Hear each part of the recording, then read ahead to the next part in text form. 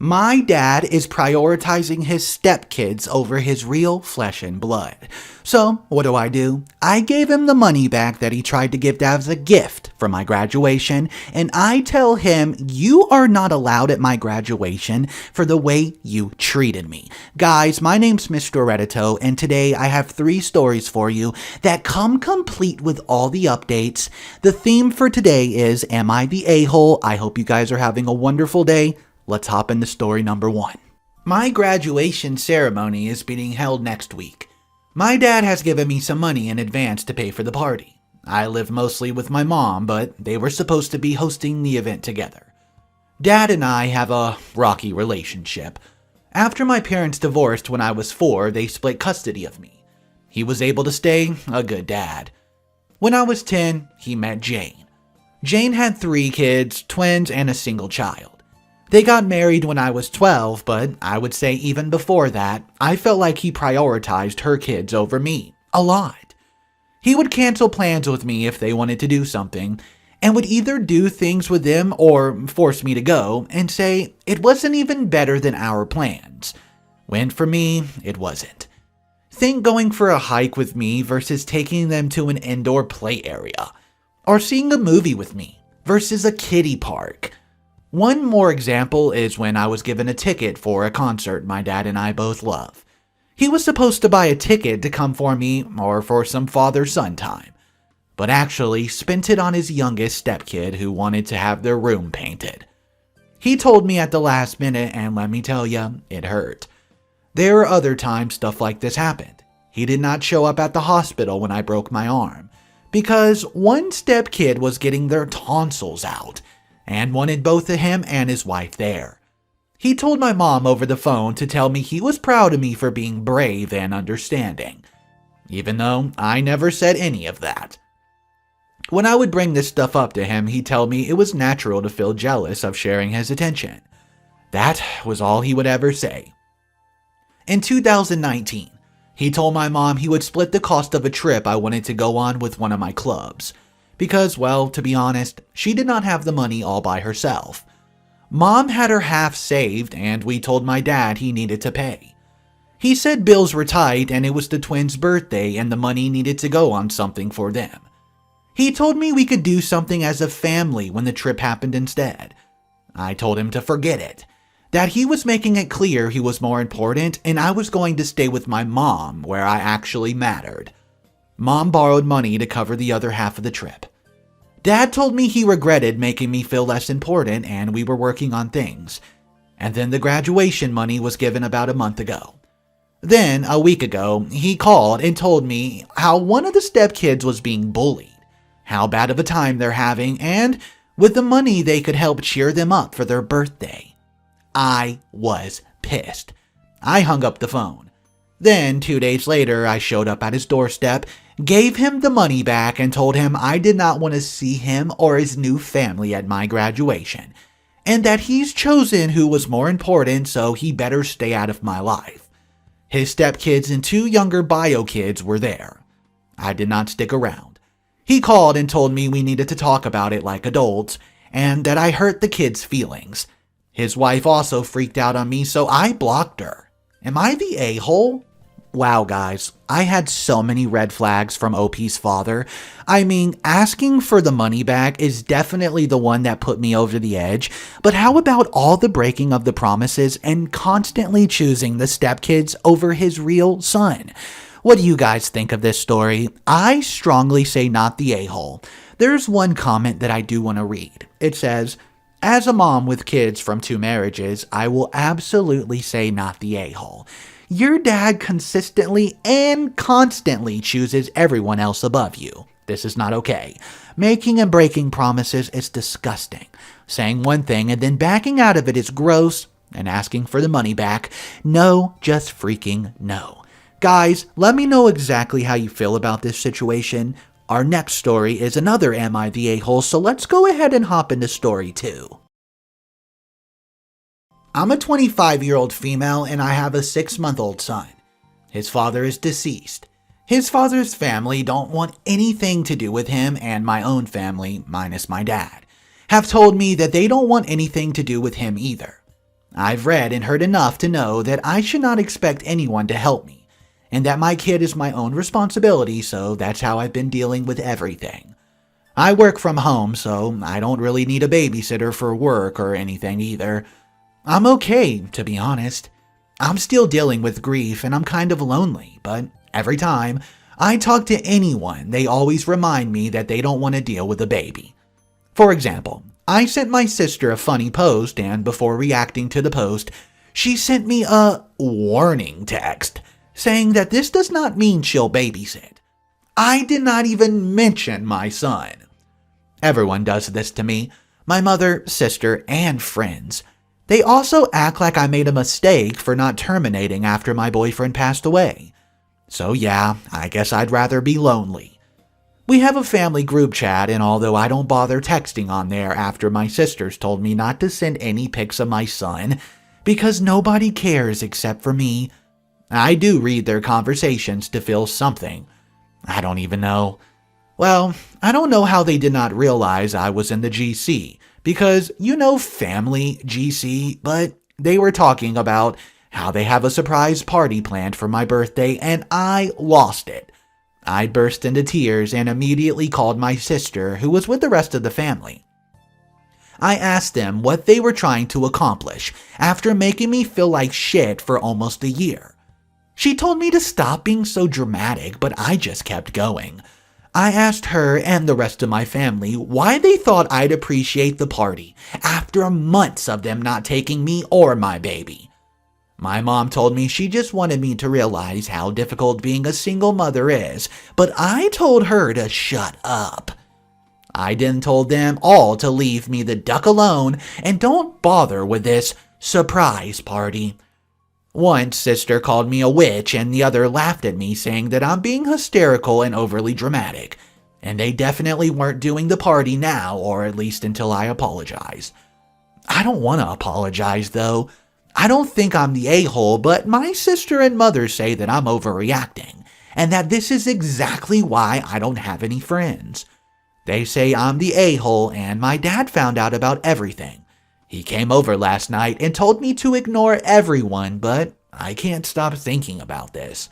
Guys, am I an a-hole? Okay guys, this one was actually a pretty sad read, and just before I get started, I will tell you there's an update for this story. But first of all, I think that OP was going through an outstanding amount of grief, and the way that her family was treating her was really bad. I am glad that OP did find some support with the women's group, but I think her family is narcissistic and gaslighting. Let me know exactly what you think about this in the comment section below. There's one comment that I do want to read from the original post. It says by Zookeeper, gaslighting, abusive, narcissistic behavior from the entire family. Block them all except her father, and start reaching out and making friends with other moms and people your age. So you can make your own network and close friends that way. Not the a-hole. Guys, let me know if you agree with this or not in the comment section. If you are enjoying the content so far today, smash that like button and consider subscribing. Here comes the update for this story right now. Wow, I've never felt so supported and loved in a very long time. I wasn't even going to post anything, but I'm so happy I did. I don't know how to explain just how big of an impact everyone's comments and DMs had on me. It was so lovely. Thank you so much for all the offers of friendship and more. So, as a few weeks ago, I moved in with my father. Being alone with my son had made me go crazy. The loneliness was literally killing me. I needed help, and I'm no longer ashamed to admit it, and my dad offered the help.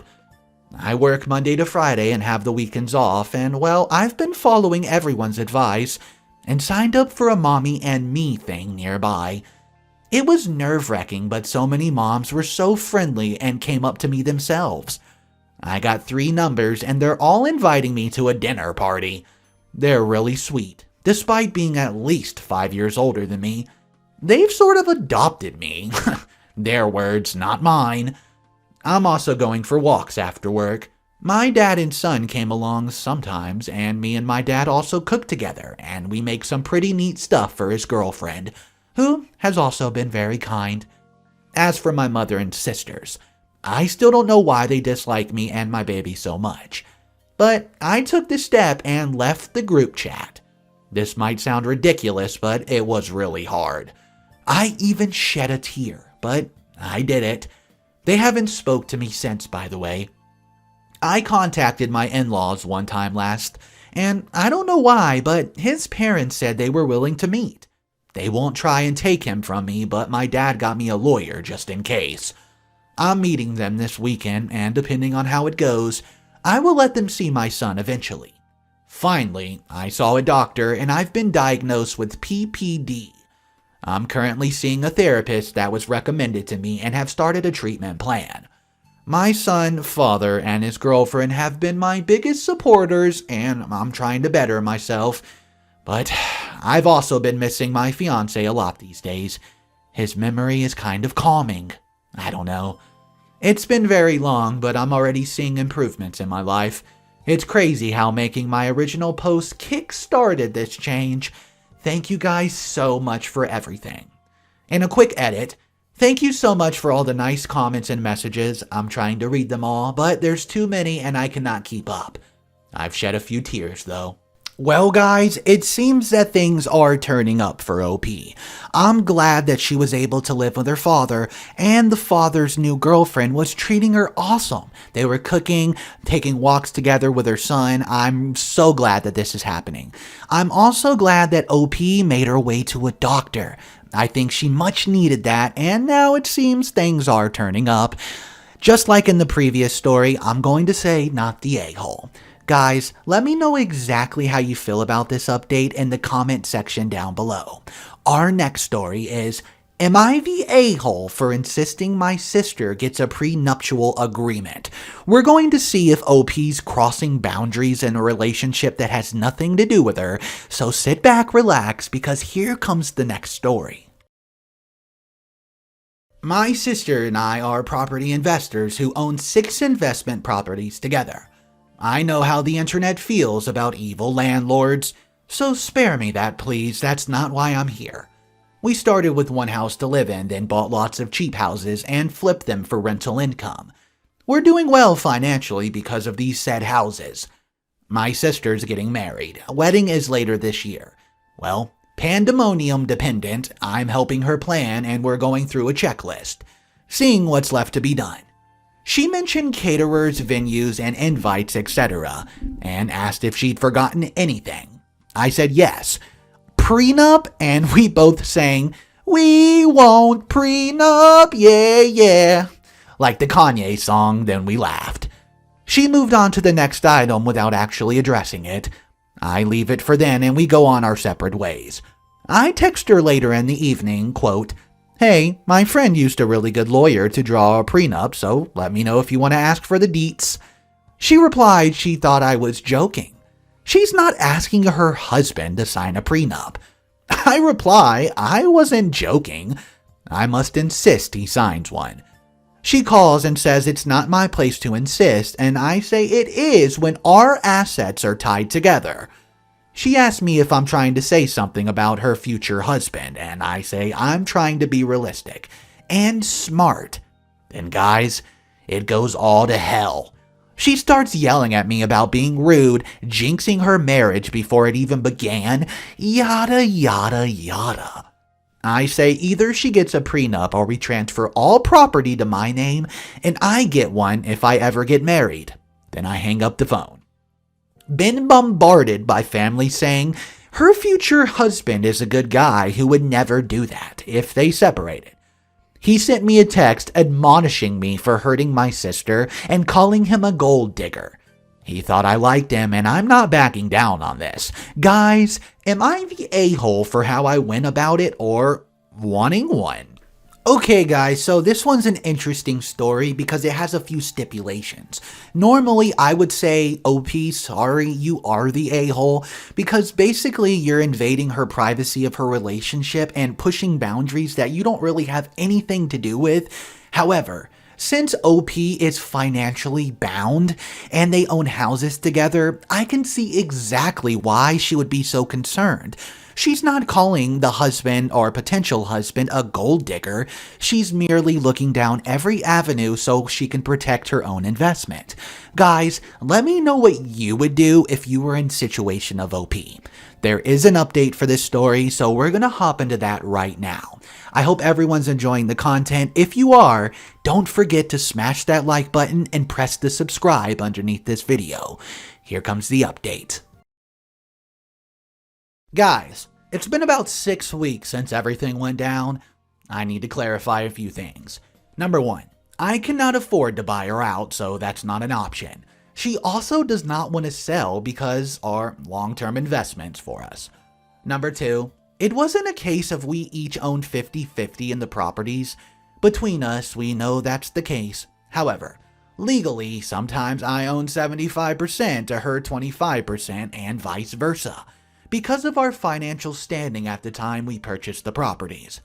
I would stand to lose a lot if her marriage went south, because some of the more expensive properties she holds more equity in.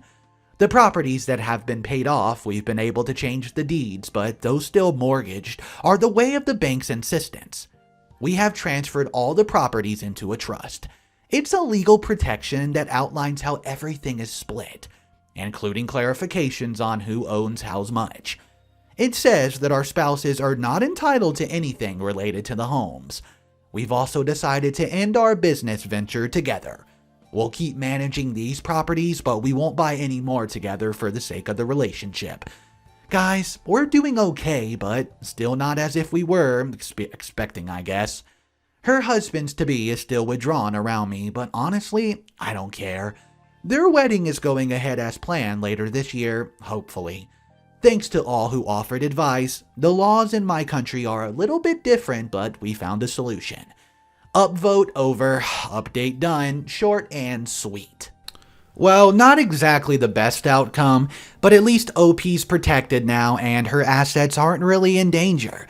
They're no longer buying houses together, and I do think that this whole scenario kinda tainted their relationship together, which is unfortunate, but hopefully OP can still work out that relationship. Guys, that's all the stories I have for you today. I hope each and every one of you have an amazing day. I'm here every single day if you don't know who I am. My name's Mr. Reddito. I read daily stories. So come check out the channel and I hope to see you tomorrow. Hey, what's up guys? Mr. Reddito here. Thanks for watching the previous video. I am starting an Instagram channel where you can check out stuff that we're going to be posting all about the channel. It's going to be in the description below. I hope you guys have an amazing day and I'll catch you in the next video.